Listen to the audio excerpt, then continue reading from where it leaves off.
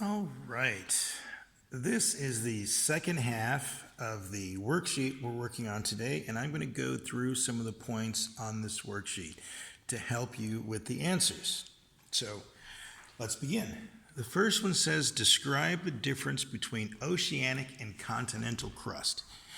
Okay, well, continental crust is formed, it's what forms the land. Oceanic crust is what forms the ocean. Now the big difference, well, that's one difference between them. The big difference between them has to do with density.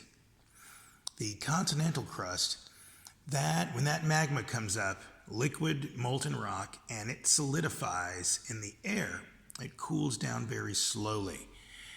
The oceanic crust, that magma comes up under the water in the cold ocean. That cools down very quickly.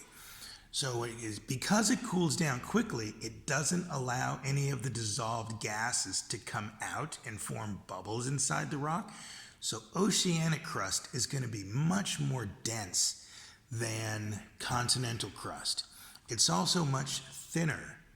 So continental crust is thicker, less dense. Oceanic crust is thinner and more dense.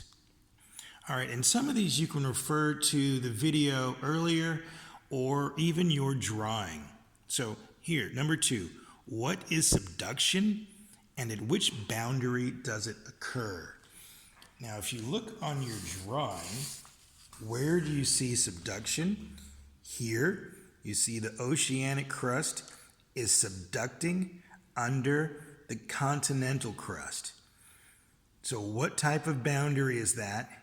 What type of crust and where does it occur? You should be able to answer that one from your drawing. And now the third one, what type of crust, oceanic or continental, usually goes into the mantle during subduction? Again, refer back to your drawing for that because you've already done it. What causes Earth's plates to move? Again, refer back to your drawing. You see these arrows showing the movement, and you see what's powering the movement in your drawing. Okay. Explain why the term recycling is an excellent description of plate tectonics. Well, this one will require a bit of imagination. So imagine if this is rock that came up from, this is molten magma that comes up and forms this. It goes off to the side and it subducts under here back into the mantle.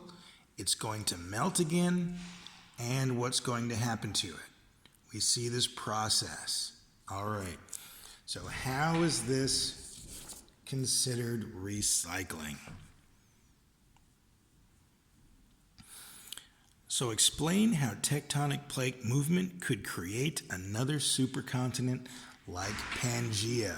Remember, Pangaea is the continent where all the land masses were together, and over millions of years they have separated to where they are now. So how could plate movement cause another supercontinent? So if the Earth's core provides the heat that drives plate tectonics, what would eventually happen if Earth's core cooled down? A little imagination there. If heat is what provides the motion, what happens once it cools down? All right. And most of the rest of these are fairly self-explanatory, but I will go through them. What causes the formation of the mid-Atlantic or mid-ocean ridge? You can refer back to your drawing or go back and look at the video, but you see the convection cells bringing up magma from the bottom, and what is this that it hits and cools down? That should be able to help you answer that. All right, next, what surface feature is associated with the continental convergent plate boundary? So what surface feature is associated with continental convergent boundary? The hint I will give you, whoops, I hit the camera again. The hint I will give you is the Indian subcontinent running into the southern Eurasian continent. And there is a landform, very famous, that is there. And that is the landform that is associated with continent-to-continent convergent boundaries. Which type of boundary is at which type of boundary is seafloor created? So where is the oceanic crust created, what they're asking? Refer back to your drawing. Where is seafloor being created? Where do you see it being created? Okay. Describe the cycle of convection in the mantle. We've talked about it and we've referred back to it, but what's happening at these convection cells? What's going on? So how would you describe that? I'll go over that for you if you're having difficulty. The hot magma here, hot things begin to rise. As it gets near the surface and solidifies, gets near here, it cools down and then it begins to sink. And this heating and cooling causes this circular motion, the heating and cooling. Again, remember, think about the lava lamp.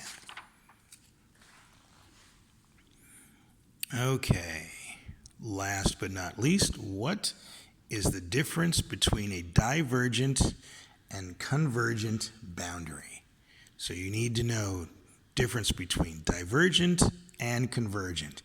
You should be able to get that one from your drawing or from the video. Make sure you complete these. That will give me a good idea of your level of understanding. All right, you should be able to finish this by the end of class. Good luck.